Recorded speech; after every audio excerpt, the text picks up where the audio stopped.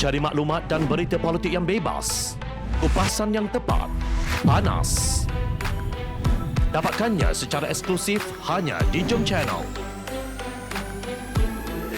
Komitmen kami, pentasan berita Isnin hingga Jumaat.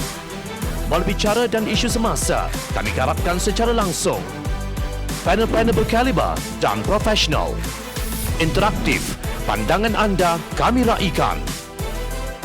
Jangan lupa bersama kami di setiap hujung minggu dalam edisi khas mingguan. Jom Channel, moving forward, sharing a new experience.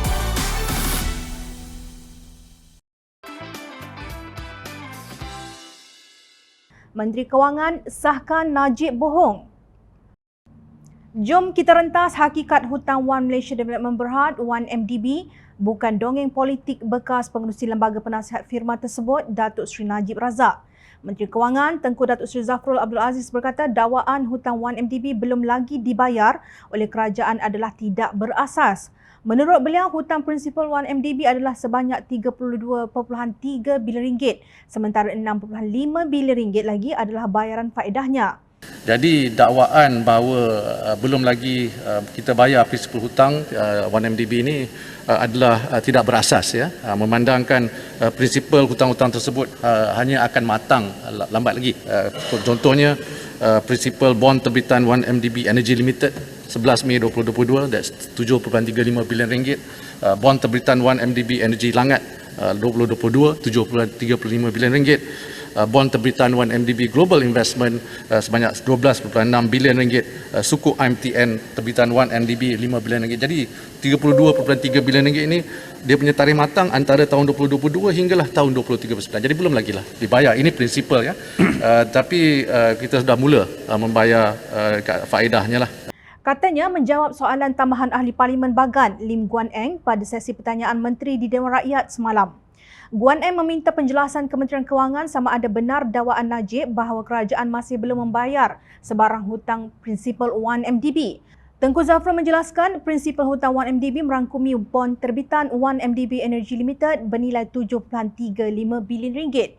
Bond terbitan 1MDB Energy Langat Limited bernilai 7.35 bilion ringgit.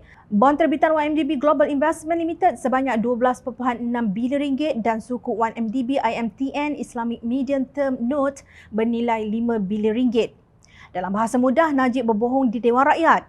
Susulan kenyataan Tengku Zafrul itu, Ahli Parlimen Pakatan Harapan mengemukakan usul meminta supaya Najib dirujuk ke Jawatankuasa Hak dan Kebebasan Parlimen kerana didakwa cuba mengelirukan Dewan.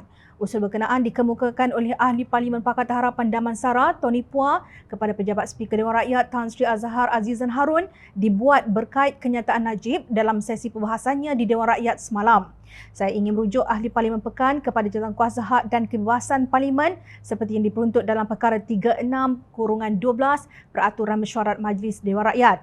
Perkara ini sudah disampaikan ke Pejabat Speaker dalam bentuk surat. Beliau dalam ucapannya semalam sudah mengeluarkan kenyataan yang mengelirukan Dewan dan boleh disifatkan sebagai menghina majlis, katanya.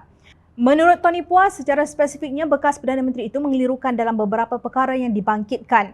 Pertama, kenyataan Najib bahawa tiada satu sen prinsipal hutang 1MDB pernah dibayar oleh kerajaan.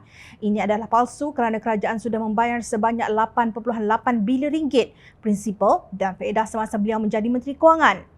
Kedua, kenyataan beliau bahawa terdapat penjimatan sebanyak 50 bilion ringgit apabila penyelesaian perjanjian berat sebelah pengeluar tenaga bebas IPP peninggalan zaman Perdana Menteri keempat diselesaikan dengan bantuan 1MDB mengambil alih IPP.